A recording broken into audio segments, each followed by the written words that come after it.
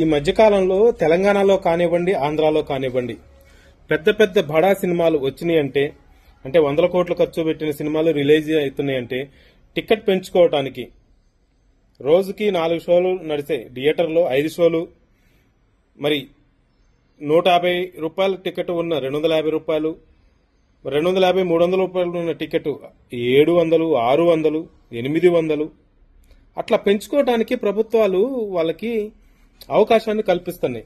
ఎందుకంటే బడ్జెట్ ఎక్కువ ఉంది, త్వరగా వాళ్ళ డబ్బులు వాళ్ళకి చేరాలని చెప్పేసి.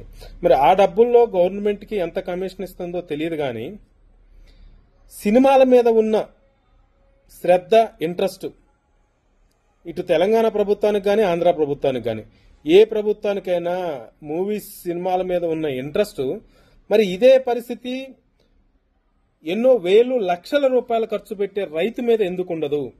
రైతు పెట్టుబడి కూడా పెరుగుతుంది కదా, మరి రైతుకు కూడా గిట్టుబాటు ధర కల్పించాలి, గిట్టుబాటు ధర ఇవ్వాలి, మరి ఆ పంటకు కూడా రేటు పెంచాలి అని చెప్పేసి అన్నం పెట్టే రైతుకు మాత్రం రేటు పెంచడానికి అంత ఇంట్రెస్ట్ చూపిదు. మూవీస్ కి 100,000 కోట్లు లాభాలు వచ్చే ప్రొడ్యూసర్లకి ప్రజల దగ్గర సొమ్ముని దారాదత్తం చేస్తున్నాయి అన్నమాట. ఇక్కడేం ప్రభుత్వం ₹1 ఇవ్వట్లా. పైపెచ్చు నాకు తెలిసి టికెట్ పెంచుకున్న తర్వాత దాంట్లో నుంచి కొంత పర్సంటేజ్ ప్రభుత్వానికి ప్రొడ్యూసర్లు ఇవ్వాల్సి వస్తుంది.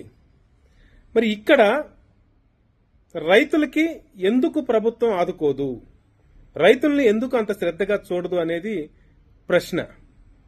నిజంగా ఒకసారి ప్రతి ఒక్కళ్ళు ఆలోచించాల.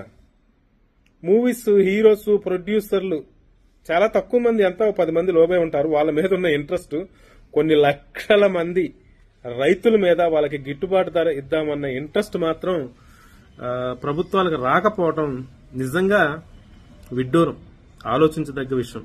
ఒక్కసారి రాజకీయ నాయకులారా, పరిపాలకులారా, ఒకసారి ఆలోచించండి.